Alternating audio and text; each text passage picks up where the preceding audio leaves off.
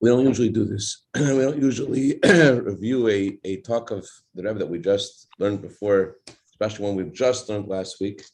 But number one, I think it's something we need to learn every day, really, just bringing it home into ourselves.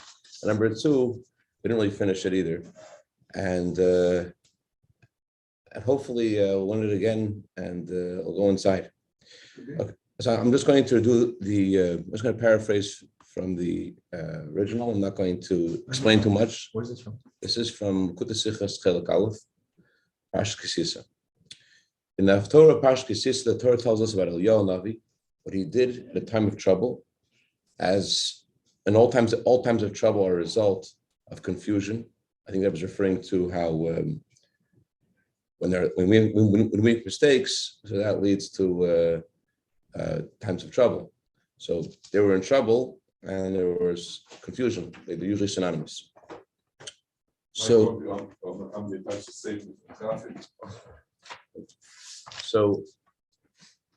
Eliyahu gathers all the prophets of the Baal together, all the Jewish people together, and he tells them, why are you standing on the doorway? So the question we asked was, why is he asking them, why is he standing in the doorway? He should have said, why are you serving the idol called Baal?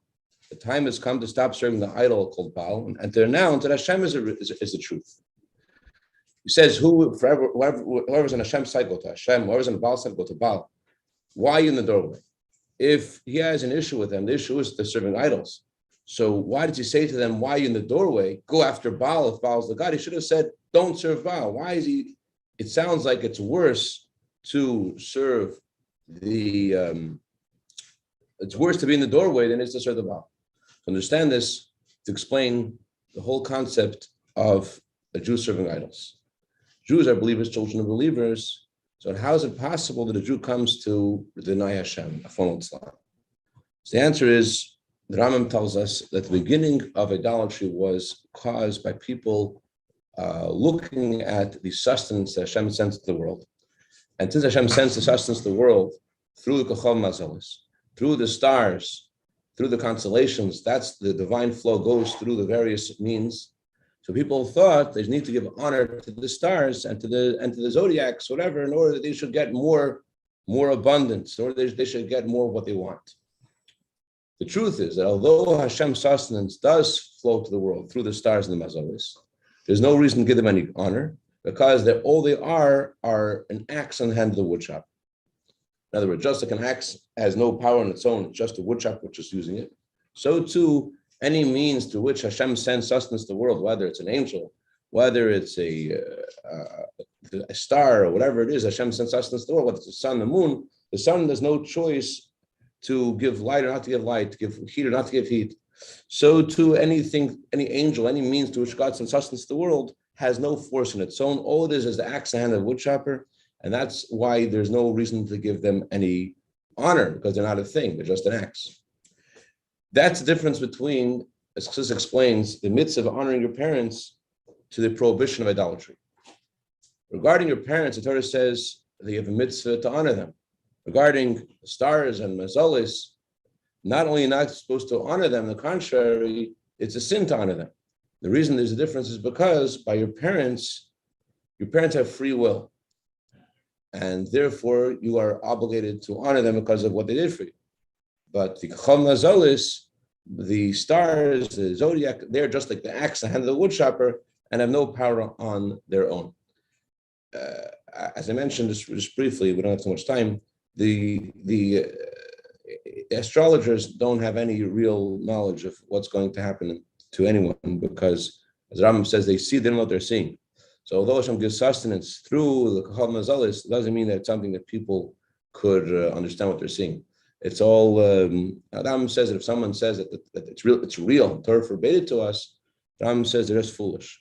It's not that they know when the Torah says we can't do it, it's that it's just foolish. So the sense you said they see what they don't know what they see. They don't know what they see.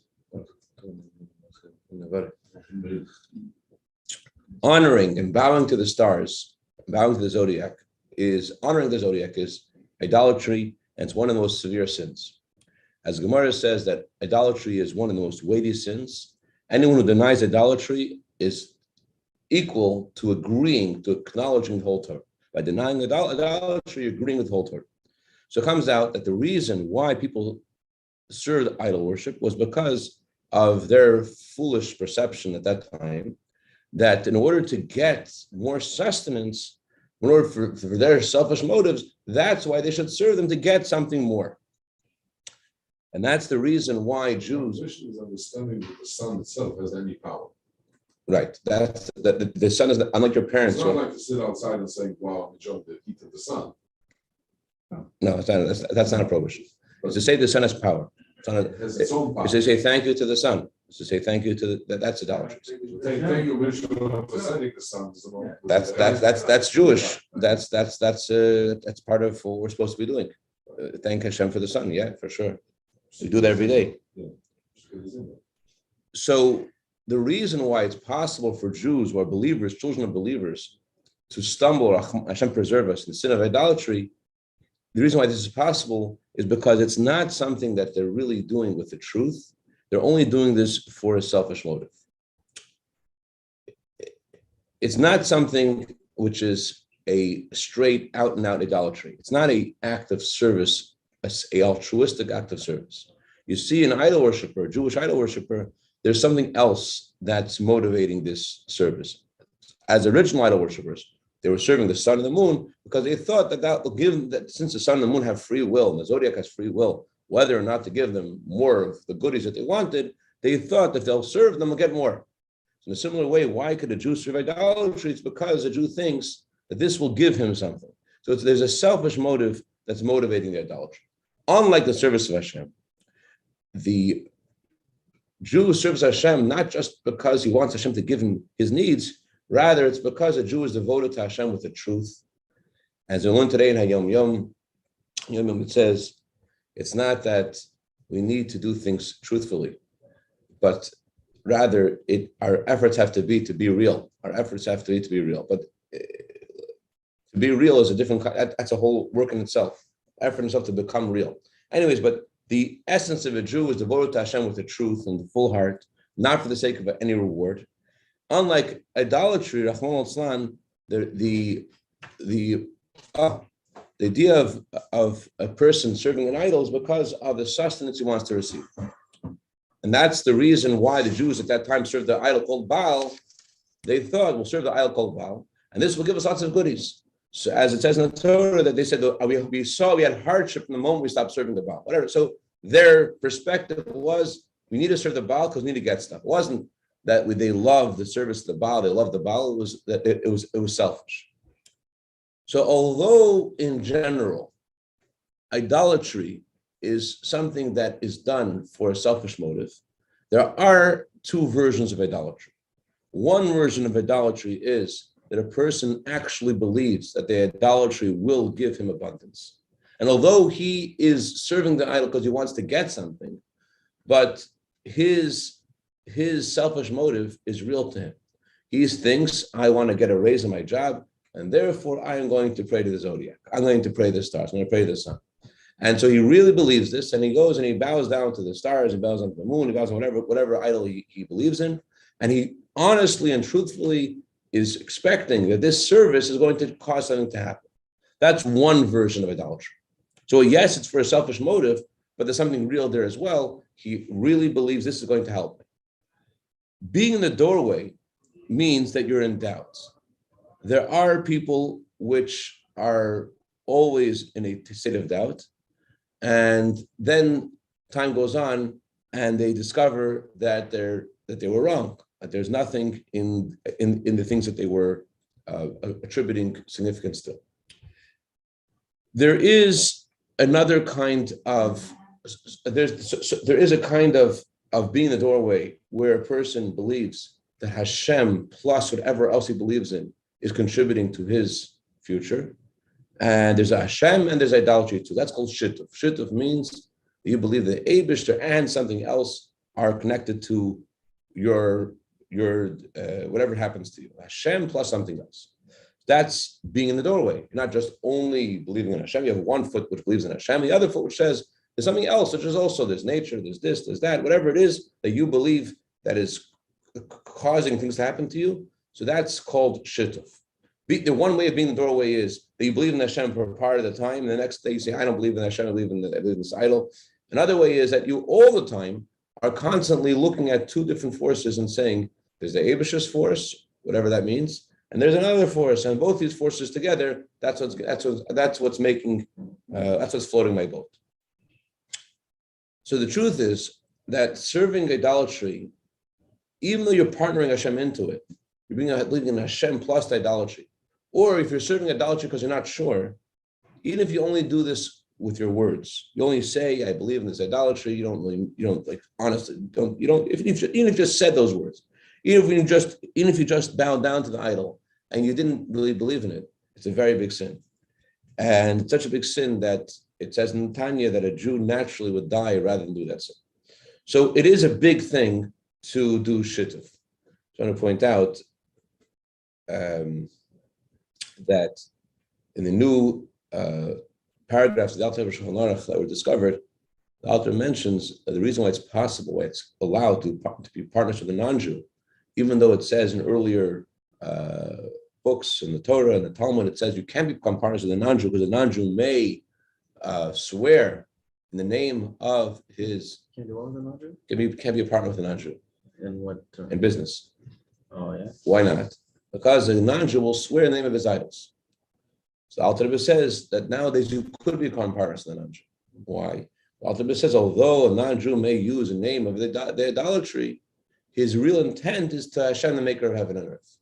He doesn't only mean the idolatry, it also means Hashem. And non-Jews are allowed to believe in shituf in a partnership, which tells us that a Jew is not allowed to speak that way. Not just about JC or whatever, but about any other force. A Jew is not allowed to attribute any other force into anything happening in his life. JC Penny? Yes, JC Penny. Absolutely. Okay. Now we can understand why in many ways being in the doorway is worse than idolatry.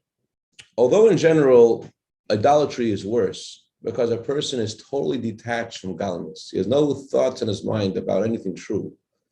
But regarding doing teshuvah, being in the doorway is worse than idolatry.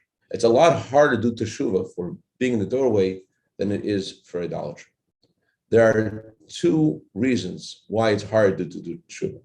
The first reason is someone who believes in idolatry, when he discovers the truth that idolatry wasn't real and the real truth is Hashem, he realizes I made a big mistake.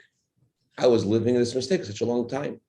And therefore, he will really sincerely do tshuva, and he'll wake up and say, I have to stop this.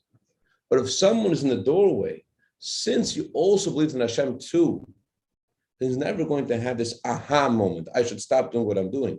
Instead, he's going to have this moment of like, oh, I was doing this right the whole time. Even though he wasn't. It's hard to acknowledge a mistake because there was something true in what he was thinking before. He, part of the time, or part of his feeling, was saying that Hashem is the reality. I was always Jewish, he'll say to himself. I was always a believer. Really, he wasn't always a believer. Really, he was ambivalent. He was, but it's hard to do tshuva because it's hard to acknowledge exactly where the mistake lies. Understand? He can't actually like make a U-turn and say I made a mistake because there was never a clear out and out mistake. There was also something else that was there that was true. That's one reason why it's hard to do tshuva for this. There's another reason why it's hard to do tshuva. If someone believes in idolatry, doesn't believe in partnership, he believes in idolatry, he believes that the idol is all that's governing my life. So he thinks, chas v'shalom, that the Baal, this idol, is God. So although he is not connected to Hashem at all in his thoughts and feelings, he does care about spirituality for a selfish motive, but he does care about spirituality. On the other hand, somebody who is in the doorway and he has 1 foot with Hashem and 1 foot with the idol, that indicates such a corruption that he's willing to exchange Hashem, who is true, for the sake of the idolatry. He's willing to play on both sides of the fence because he doesn't care about spirituality. He just cares where will the penny drop. Okay, let me go on this side, let me go on that side. He's willing to exchange Hashem and say, okay, I need, okay, Hashem, you have a point, but right now I think that if I sacrifice the Shabbos, this is going to help me in my future. This I need to let go of the Shulchan Aruch right now because this other thing is going to help me. So in that decision, what you're saying is that the Gashmius, the physical, is more important than the spiritual. So even if you do teshuvah, you say, that was a mistake. I thought that the medical conference that I went to on Shabbos are going to help me, but I realize it doesn't help me. Even if I go back to Hashem, what am I really doing? I'm saying to Hashem, oh, you're the guy who gives me the goodies. I had no idea. Well, let's be friends. So your approach to Hashem is also because of the goodies. It's not because of you really want the Eibishter. It's just because you want the goodies. If you're an idolater, so you're sincere, and you're connected to spirituality. You're into this idol. You believe in the idol, connected to the idol.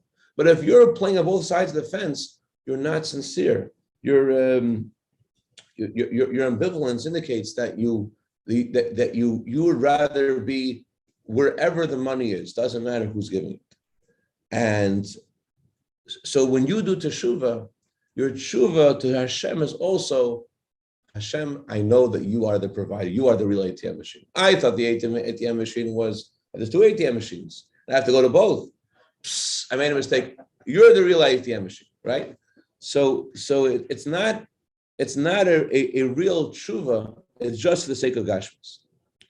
Okay, that's all that we're saying till now. Regarding ourselves. If we're in the doorway, we're going to.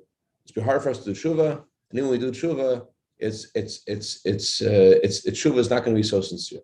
There's another issue with being in the doorway, and that is how it affects other people. If someone is an idolater, so then no one's going to learn from it. Everyone knows this guy's an idolater, but someone is like usually they're doing things the right way, or they're on both sides of the fence. Since he also believes in Hashem, so therefore it's more prone. People will be like, "Well, I see that this guy does it, so I can do it too." And the Gemara says that causing many people to sin is a worse thing. So he's be of a much stronger influence because he's also one of the boys. He's also there. He also is a believer. Therefore, his mistake is a lot more damaging. Okay, the Gemara says that the Yetzer Hara for idolatry has been annihilated. However, the Rebbe says the idea of being on both sides of the doorway is also stronger. Is also strong today as well. Whether it's in a very subtle form called dakos didakos, whether it's just in a subtle form or more than a subtle form, but we all experience this idea, the Yetzer Hara of the doorway Yetzer Hara. The doorway Yetzer Hara works like this. There are some people that because of selfish motives, because of respect that they want to gain from other people, because of what people might say about them, they temporarily are willing to forego many matters of Torah and its commandments. For a certain amount of days, certain amount of weeks, they put God and the code of Jewish law, God forbid, on a bookshelf. In order people shouldn't say about them, "Oh, you're not real. You're a batwan. You're not with the times. You don't understand. You're not modern."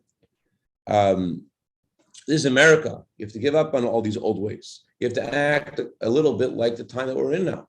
So in order not to be considered uncool, people do this. So people shouldn't say about me that I am a batlan, that I'm not cool, in order people should respect me. Or when I should have more money, and the truth is, Rebbe says, that money ends up being wasted on doctors, etc. Because since the money came not with the will of Hashem, so it doesn't go to good things, it goes to negative things, because it says the Torah, God shall bless you and God shall protect you. God shall bless you, the Talmud says, he'll bless you with money. God shall protect you from damage. So if you're getting the money from Hashem, according to Hashem's desire, in the path of Hashem, so then you have the blessing of that there's protection. Not just you're blessed, but you're protected. But if Chas Hashem, you're getting the money by putting Hashem on the side and Shulchan Aruch on the side, so then they don't have that blessing, and therefore the money goes, even if the money that's gained doesn't go in the right place, doesn't go to the place you want to spend.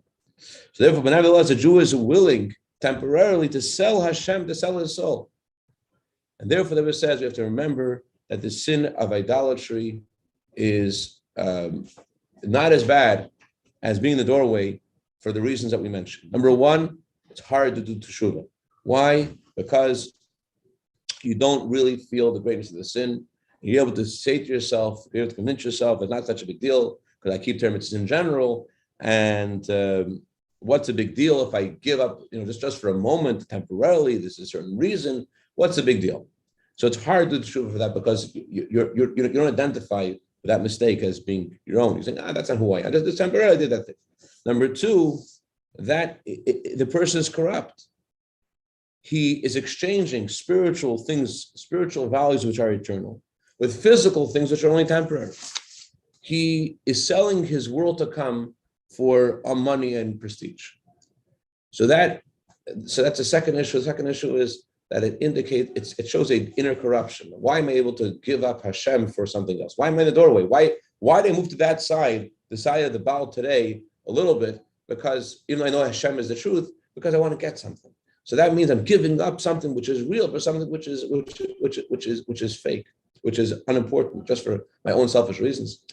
So that's what indicates a corruption. Number three, he causes damage to many people. If he would be openly someone who denies Hashem, so then people will kick him out of their domain. But since he dresses those items that contradict the Torah, and he's saying it's just temporarily, it's not so bad, and he brings a proof from some pasuk, he brings a proof from the Talmud. So by doing that, he causes many people to make a mistake. So therefore, the Torah tells us the instruction from this week's Haftorah, and that is, how long, says El Navi, are you standing in the doorway? It's worse than idolatry. And just like then, the Jewish people announced, they did Shuvah, and they said twice, Hashem is Elikim, Hashem is the truth. When we got the Torah, Hashem said one time, I am Lord your God. But when they did Teshuvah and they acknowledged the truth of Hashem, they said twice, Hashem hu Elikim. Why? Because Teshuvah allows a person to reach a higher level. So they reached in a way higher than they reached at Mount Sinai. Therefore, they said it twice. It wasn't just twice in quantity; they said it 2 times.